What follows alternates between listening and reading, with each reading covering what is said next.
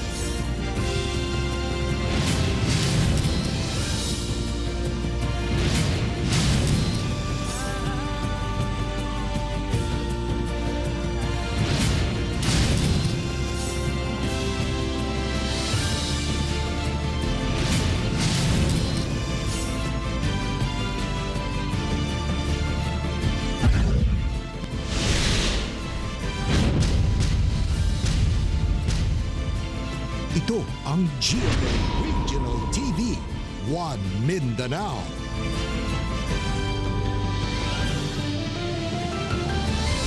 May hapon Mindanao, kini ang GMA Regional TV 1 Mindanao. Hatod namon pinakadagko ug pinakulahing balita sa Mindanao. Ako si Tec Ocampo. Sara Hilomen Velasco. Real Suroche, live gikan din sa GMA Davao Complex. Mga residente sa usa ka purok sa barangay 9A Davao City na Balaka, humandugay nakuha ang usa ka nagpositibo sa COVID-19 nga nakitulog lang sa iyang paryente sa mga lugar. Ano ang detalye? Mianhi sa Davao City ang pasyente kinsa usa ka siman nga taga Mawab, Davao de Oro kay magpa-swab test isip requirement sa iyang pagbalik sa trabaho. Apan nasayran nga positibo dai siya sa COVID-19. So pagkabalong na ko anang balaya nga mo na gitawag sa mua, nahibalan na rin ako kung kinsay mga close contact ana mo tong bali tulo ka balay na yun na mo ang gikuan diha gi-lockdown. Pagtawag nila mga alas 8, wala pa alas 9 gabi, nakakurdon nami dito, naguna nami sa mga pulis. Busa na Balaka ang iyang mga kabanay sa barangay 9-A nga iyang gisak-an samtang nagulat sa iyang resulta. Kay 16 ka tawo ang naasulod sa maong panimalay nga dunay mga bata ug senior citizen. Ug niadtong Sabado lang, migawas nga positibo diay siya sa sakit. Mo na atong gikatingalahan lagi sir nga nganong dugay nakuha. So pagtawag nato karon sa City Health ug sa tuang kuan sa Tomas Claudio, lingon sila nga puno-puno ang isolation. So nangita na dayon taglaing initiative nga para di na ta mudugang sa kabisi sa tuang city. Gikontak na tong LGU Mawab kay taga dito man siya gikan. Human sa upat ka adlaw, gikuha na sa LGU Mawab ang pasyente. Sumala sa City Health Office, nalangan ang pagkuha sa pasyente tungod Biyernes pa kuno, puno na ang mga isolation facility sa Davao City. Busa, nakikoordinate sila sa LGU Mawab para sila na ang mag-atiman silang residenteng nagpositibo. Okay, once na positive ang good, dalakon mo ko na isang SPMC dito before ibalhin na po og facility. So, full ang kuan ang SPMC since Friday yata. So mautong pagka Saturday tanang mga nagpositive tong Saturday wala pa nakuha. Martes sa buntag, nauli na ang pasyente samtang mga naka-close contact niini, ipailalom na sa swab test. Kauban si Leo Arcaje sa kamera. Ako si Real Suroche para sa One Mindanao. Gikonsidera na ang danger zone ang COVID-19 bed capacity sa Southern Philippines Medical Center. Atong sayro ng detalye nini sa live report ni Jandy Esteban. Jandy. Sara, tungod sa nagkadaghang kaso sa COVID cases, ana-ana sa danger zone ang bed capacity sa Southern Philippines Medical Center kon SPMC. Samtang iladong environmentalist nga si Daryl Blatchley nagpositibo sa COVID-19. Sumala sa DOH-11, ana-ana sa danger zone ang COVID-19 bed capacity sa SPMC tungod sa nagkadaghang COVID cases. Sa 33 ka-intensive care unit bed, 32 na ang okupado, samtang gawas sa 223 ward beds, 209 na ang okupado. Sa gipadalang text message ni Dr. Ricardo Udan, ang OIC sa SPMC, 20 ka hospital beds lang ang ilang madugang ug 22 ka PNP nurse isip augmentation. Gumikan kuwang usab ilahang nurses. Problema pa ang padayon sa pagsaka sa kaso. Midugang sa kaso sa Davao City si Darrell Blatchley, usa ka Davao-based environmentalist ug Dato Bago awardee. October 4, dihang iyang gianunsyo nga positibo siya sa COVID-19 pinaagi sa iyang FB account. Naka-admit na siya karon sa SPMC. Sa interview sa One Mindanao kang Blatchley pinaagi sa Messenger, wala siya kabalo kung asa niya nakuha ang sakit, labi pa nga iya man daw ginatuman ang health protocol.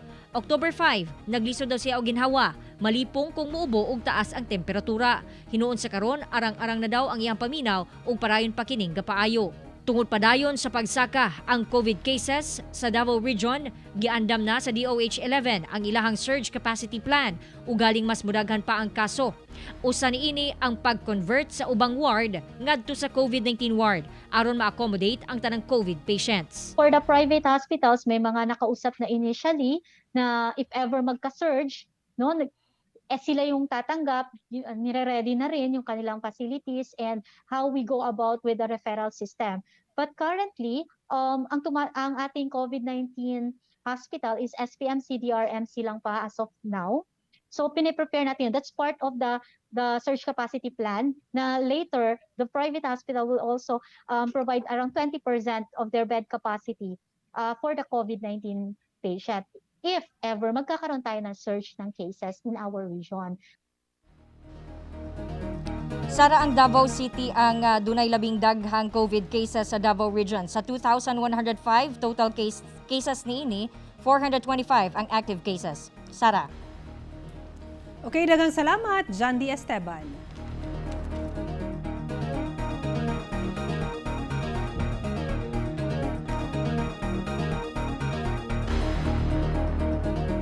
Ipailalom sa Modified Enhanced Community Quarantine ang Surigao City.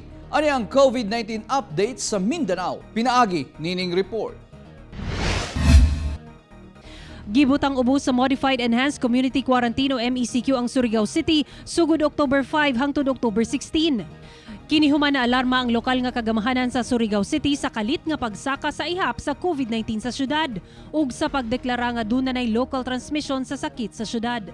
Puno na sabkuno ang mga respiratory ward sa mga ospital tungod sa mga pasyenteng dunay respiratory symptoms. Busa sa rekomendasyon sa local IATF, may pagawas og executive order si Surigao del Norte Governor Francisco Matugas aron ibutang sa MECQ ang syudad. Lakip sa guidelines ang pagpatuman sa color-coded quarantine pass para sa mga residente. Kinsa makagawas lang aron mopalit og pagkaon ug tambal ug kung dunay emergency. Apan bawal mo gawa sa mga senior citizen, minor, buntis, PWD ug dunay sakit.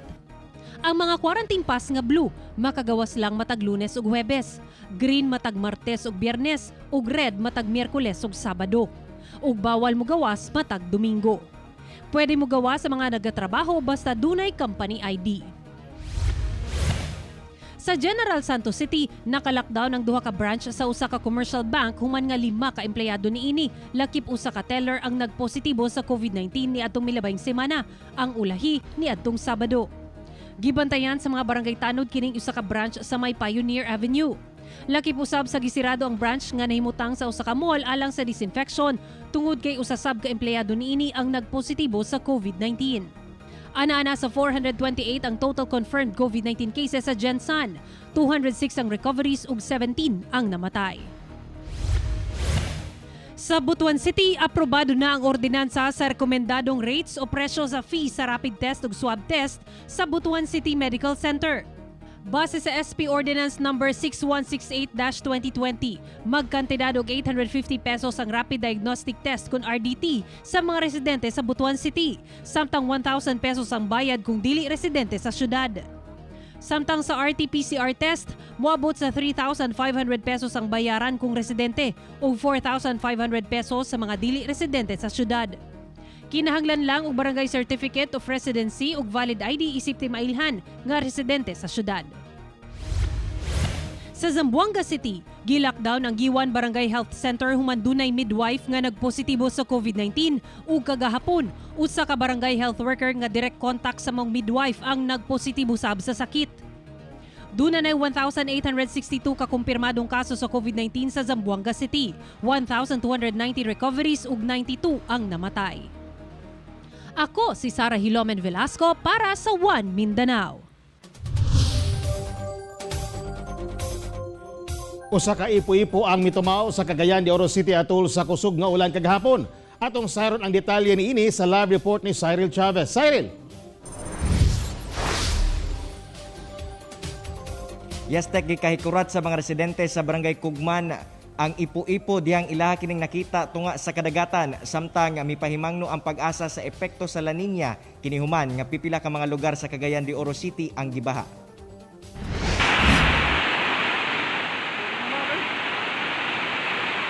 Atol sa kusog nga ulan nga sinati sa Cagayan de Oro City, kalit matod pa nga mitumaw ang usa ka ipo-ipo dapit sa kadagatan sa Barangay Kugman nga gikalisang sa mga residente.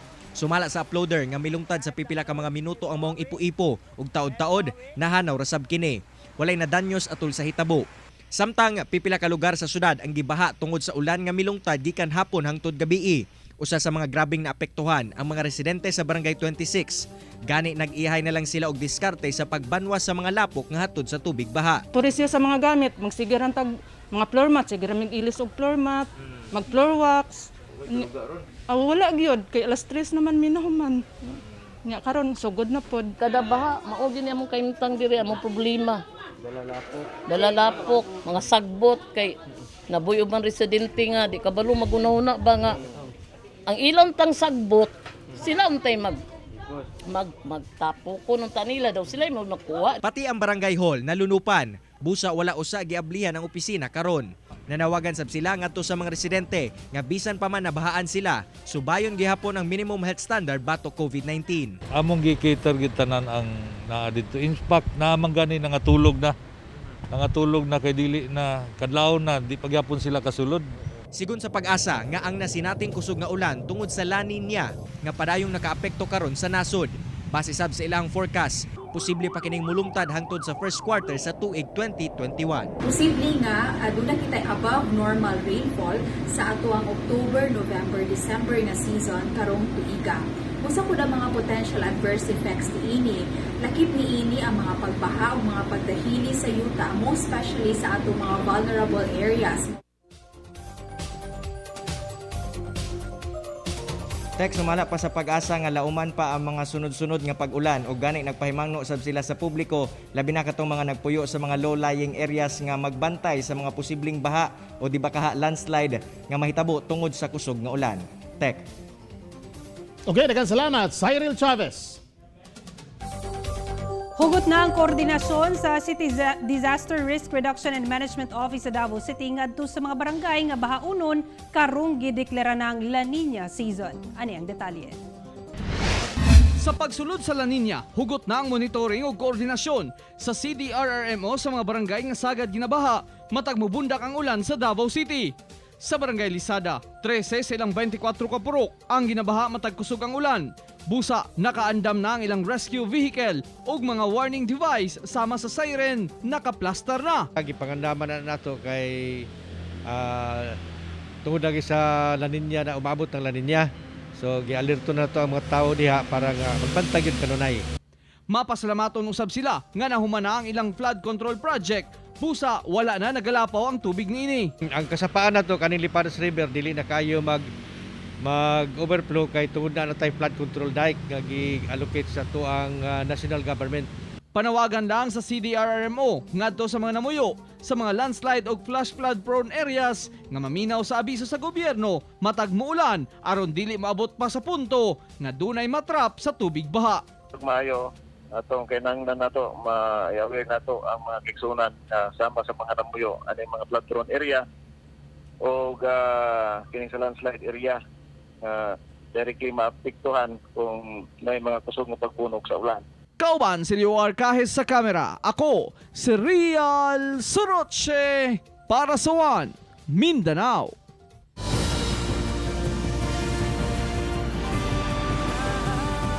Ito ang GMA Regional TV, One Mindanao.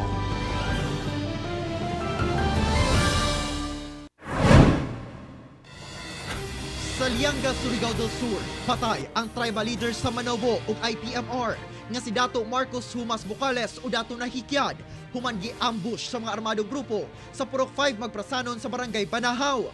Patay usab ang duha ka mga bodyguards ni ini nga nailhang sila Albert de la Peña ug Artemio Moldes, samtang samdan ang duha pa ka mga bodyguards nga sila si Oliver Rizaldo ug Ronald Acevedo. Nakadagan usab ang igsuon sa biktima nga si Ronald Bucales. Gituuhang mga rebeldeng NPA ang mi-ambush kang Bucales tungod kritiko kini sa maong kalihukan.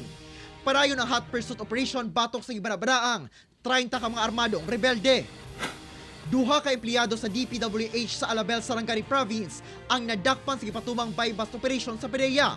Suot ang ilang PPE, unang gironda sa mga operatiba ang balay ni Rod Kent Belila, driver sa DPWH Sarangani. Nakuha gikan kaniya ang usa ka sachet sa gituuhang shabu. Samtang si kaduhang anti-illegal drugs operation, kauban sa PDEA ang Alabel Police, diyang gidakop si Nestor Villanueva, driver gihapon sa DPWH Sarangani. Nakuhaan usab kini og suspected shabu. Sa Butuan City, arestado ang SK Kagawad nga si Curi Igot Ibanez sa ikasang buy-bust operation sa Purok 7 Barangay Duungan. Nakuha gikan sa dinakpan ang usa ka sachet sa gituuhang shabu nga dunay street value nga 2,000 pesos. Gikonsiderang high value target ang dinakpan tungod opisyal kini sa barangay. Kasong paglapas sa Comprehensive Dangerous Drugs Act ang ipasaka batok sa dinakpan. Sa Butuan City gihapon, maayong pagkaguba ni ining usa ka kotse human bangga sa kasugat nga truck sa National Highway sa Purok 2, Barangay Taligaman. Sa kusog sa impact, naipit ang driver sa kotse nga nailhang si Cheryl Huaton. Hinoon, nadala na kini sa ospital ug anaa na sa luwas nga kahimtang. Samtang ang driver sa truck nga si Nestor Palpaliatok gikustudiya sa kapulisan alang sa dugang investigasyon. Duha ka tricycle nga giingog naglumba na bangga sa usa ka delivery truck, usa sa rider patay. Dead on arrival na sa ospital ang driver sa usa sa duha ka tricycle nga mibangga sa usa ka delivery truck sa Barangay Apopong, General Santos City, Lunes sa gabi. Kini human naipit atol sa aksidente, samtang nakayagom og samad sa lawas ang laing tricycle driver. Kini human naipit atol sa aksidente. Sumala sa Jensen Traffic Management Unit, kusog ang panagan sa duha ka tricycle driver sa National Highway padulong South Cotabato. Apan nawad-an og kontrol sa manobela ang mga driver dayon midiretso sa kasugat nga truck. Matod sa driver sa truck, nakurat siya diyang mibangga og kalit sa tubangan sa truck ang maong mga tricycle.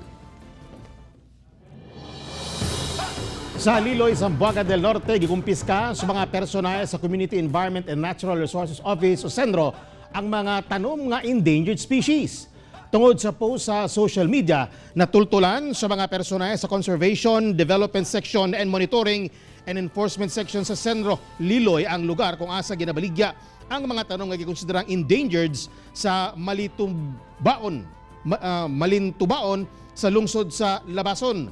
Wala na dakpang tao sa lugar apan ilang na-recover ang mga baligyang tanom. Saman ining pitcher plant din lakip sa kategory B sa endangered species sa DNR. Subli nagbahad ang DNR nga ang pagkolekta o pagbaligya sa mga matang sa tanom gidili ubos sa Republic Act 9147 o ang Wildlife Resources Conservation and Protection Act. Ang madakpan, mapriso o pamultahon.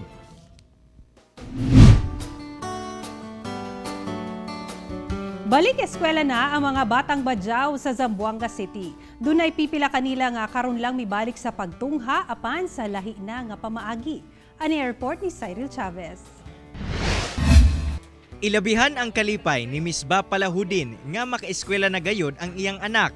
Dugay na manggod daw kini naundang sa pag-eskwela. Anaa na sa grade 4 na karon ang iyang anak ug lakip sa kapin 900 ka estudyante sa floating school sa Mariki Elementary School para sa mga badyaw, tausog ug samal. Kailangan kasi kaysa naman maglaro sila, wala din silang wala silang makuwang aral ba. Kaysa yan makakuha sila ng aral, manali yung knowledge nila. Niadtong Webes pa nangapod-ngapod og capslet o module ang mong eskwelahan alang sa pagbalik klase karong adlaw. Pero dunay ubang ginikanan nga karong buntag lang nangadto sa eskwelahan aron kuhaon ang mga module. Busa daghang mga bata ang nanggawas og nagdula. Gani, naabtan sa GMA Regional TV 1 Mindanao ang pipila ka mga bata nga nangaligo sa dagat. So far, the teacher is more than 50% that we will heal, and yet some of them, especially the advisor, ongoing monitoring. because they're waiting sometimes text from the parents. Pero gilaw man gihapon sa mga magtutudlo nga pagatutukan sa mga bata ang pagtubag sa mga module sa musunod nga mga adlaw. Giawag sab sa DepEd ang mga ginikanan nga giyahan ang ilang mga anak sa modular nga paagi sa pagtuon. So I was really reiterating to them that part of the educational process are the parents' dedication and commitment towards the modular. Ako, si Cyril Chavez para sa One Mindanao. Pag-abli sa klase sa usa ka eskwelahan sa General Santos City gidominar sa mga maestra. Samtang purok president sa usa ka barangay sa Pagadian City nangunay og pahibalo labot pagkuha og modules. Ani ang report ni R. Jill Relator. Sa entrada sa Lagaw Central Elementary School, mutimbaya kanimo ang tarpaulin sa pagsugod sa school year 2020-2021. Sayo sa buntag, may report na ang mga teachers ug una makasulod sa eskwelahan. Tanan misubay sa health protocols. Ang ubang classroom, gisirado tungod skeletal structural reporting ang ginapatuman. Nag-flag ceremony gihapon ug gipatuman ang social distancing.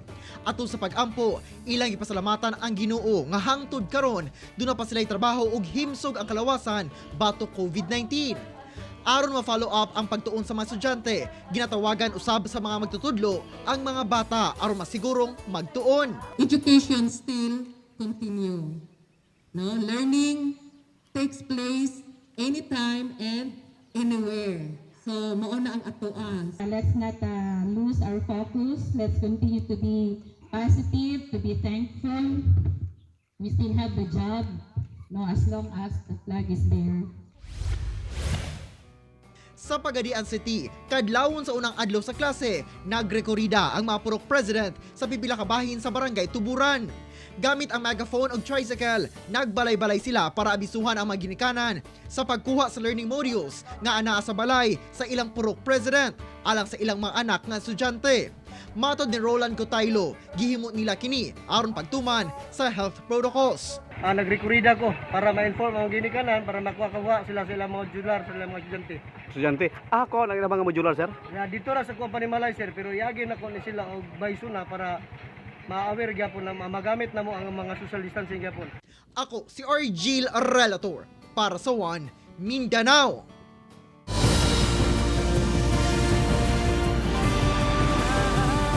Ito ang GMA Regional TV, One Mindanao.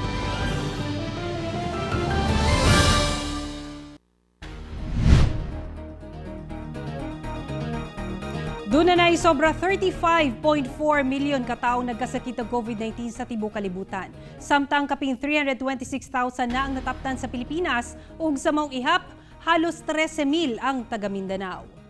Sobra 35,485,000 katao na ang dunay COVID-19 sa tibuok kalibutan. Ananasab sa kapin 24,759,000 ang nakarecover ug 1,044,000 ang namatay.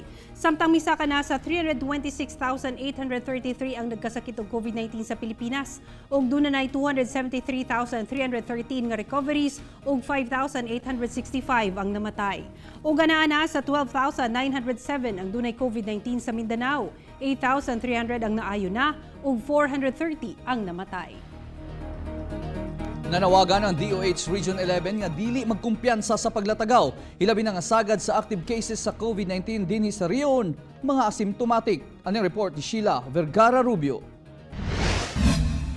Sa FB page sa DOH-11, makita ang datos sa kasamtangang kahimtang sa active cases sa COVID-19. Kini aron magiyahan ang katawhan. Gani dinhi sa Davao City, makita nga sulod sa duha ka semana, upat ka mga barangay ang gila nga paday nagasaka ang kaso sa COVID-19 ug kini mao ang buhangin, Maa, 19B ug Matina Aplaya. Sigon sa DOH nga as of October, karaghanan gihapon sa mga kaso dinhi sa rehiyon, mga asymptomatic o mga walay na sinating sintomas sa sakit. Busa na nawagan ang ahensya nga mag-amping inig mogawas sa balay, tingalig duna pay mga tao nga galatagaw nga posibleng carrier na sa virus. So karamihan sa ating cases are asymptomatic. 184 or 34% are experiencing mild symptoms and only 33 or 6% are considered severe. Nagpabilin gihapon nga dunay labing daghang kaso sa COVID sa rehiyon 11 ang Davao City. Hinuon nagasaka usab ang ihap sa mga naka-recover. Anaasab sa 4.7% ang positivity rate o 5 sa kada 100 nga gitest nga specimen ang nagpositibo sa COVID-19. Samtang sagad sa mga namatay nga confirmed COVID-19 patients, mga nag-edad og 50 pataas o dunay comorbidity o laing pang sakit.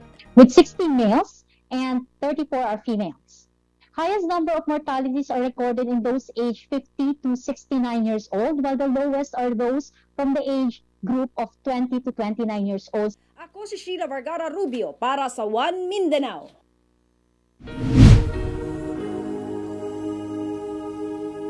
Nagpagawas ang Cagayan de Oro City LGU guidelines alang sa mga muadto sa sementeryo karong panahon sa kalagkalag.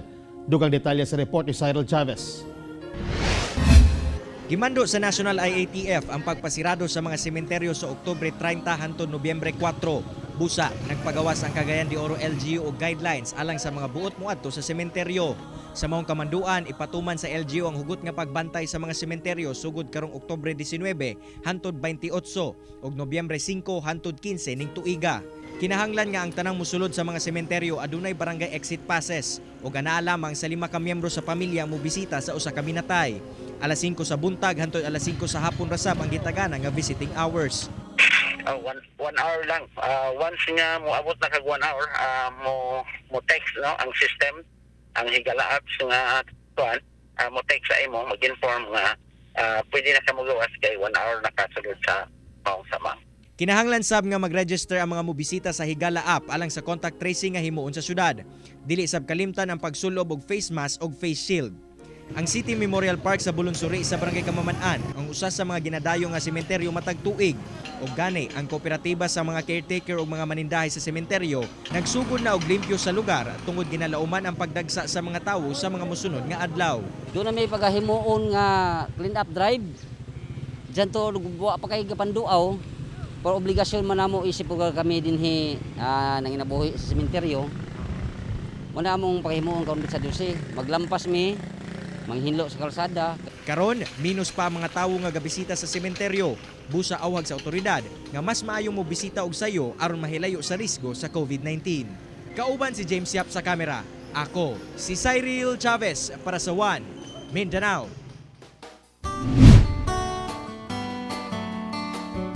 Saluduhan ta ang usa ka teacher sa Lanao del Norte nga ginalatas ang kabukiran o ginatabok ang kasapaan. Matud lang ang learning material sa iyang mga estudyante. Ilailahon ta si Sir, pinaagi nining report.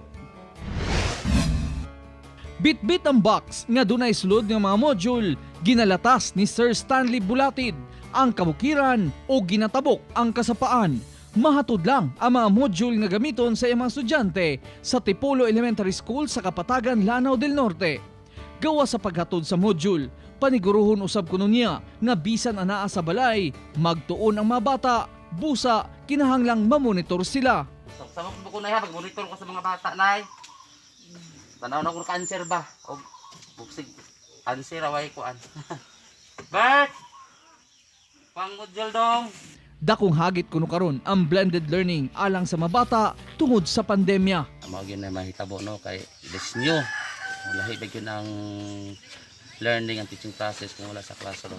300 pesos ang plite padulong sa Dipolog Elementary School gikan sa balay ni Sir Stanley. Rason nga mas gipili nining sa eskwelahan na lang magtulugan. Sumala ni Sir Stanley, dili babag ang pandemya sa gimahal nimong propesyon alang sa edukasyon. Trabaho na ko ni. So yung kikiyay jud ko agi kang eskwelahan kay ingon dire kay ako nang trabaho. Wa ko kapuya, balik kayo man jud ko. Samtang nasabtan-sab sa Kapatagan LGU ang kahago sa mga magtutudlo, labi na karon nga sila pa ang muhatod og magmonitor sa mga bata sa home-based learning. Pusa, mipasalig silang pagatutukan ang mga road project sa lungsod. Moto gipasa na mo sa sa Congress tong among SBRESO nga i-convert siya to provincial road kay para matagaag budget sa national.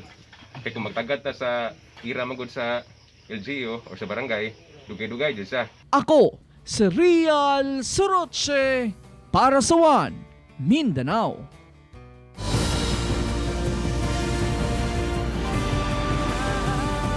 Ito ang GMA Regional TV, One Mindanao.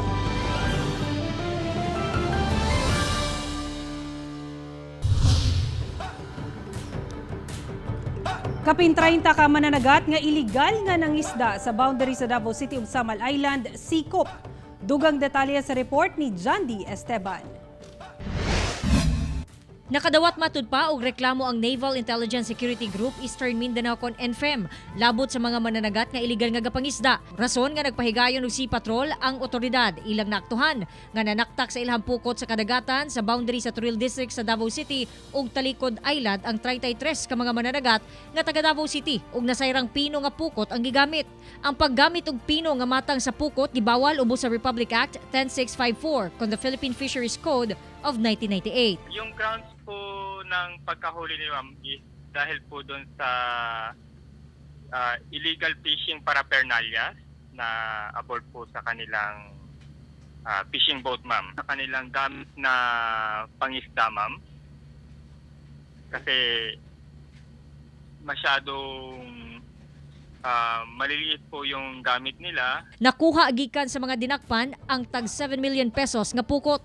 Walay pahayag ang mga dinakpan.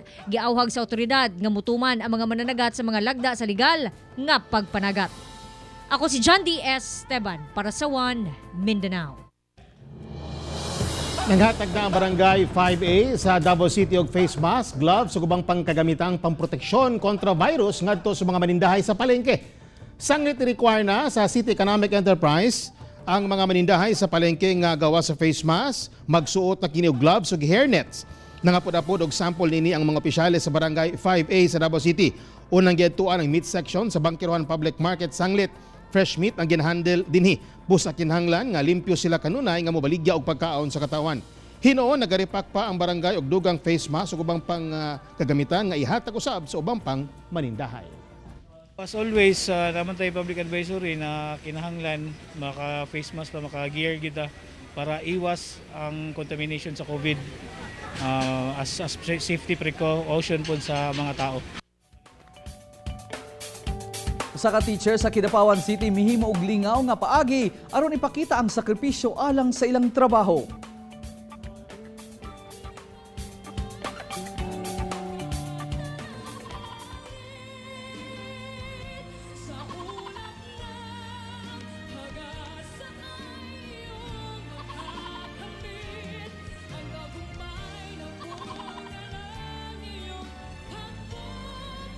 Sa TikTok, gipaagi ni Teacher Ivan Lalienz sa Nilangkob High School sa Kidapawan City kung unsa ang mga sagad ginagamit sa teacher aron mahimo ang ilang trabaho. Samtang ginadab ni Teacher Ivan ang kantang Lipad na Pangarap, ginasalo niya ang mga lesson log, libro, bond paper, printer, laptop, bisan bulak na apil sa gipangsalo.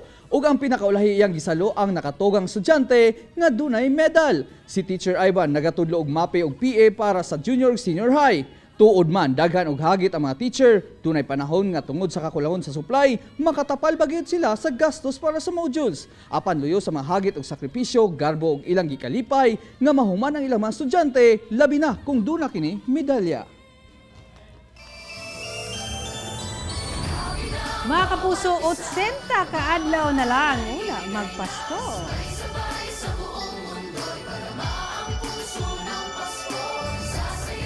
Mga kapuso, way puwa sa among paghatod og balita. Bisitahin www.gmaregionaltv.com ug mag-subscribe sa official YouTube channel sa GMA Regional TV. Busa mga kapuso, ayaw po lahi sa madagkong balita sa nagadayang rehiyon sa nasod, subscribe na. Ug mo katong dagkong balita sa Mindanao karong adlaw. Ako si Real Soroche. Daghang salamat sa inyong kanunay nga pag-uban kanamo matag adlaw. Ako si Sara Hilomen Velasco. Tungod ang mga balita sa atong palibot, importante alang kanamo. Kini ang GMA Regional TV 1 Mindanao. Teko Campo, buong puso para sa Pilipino.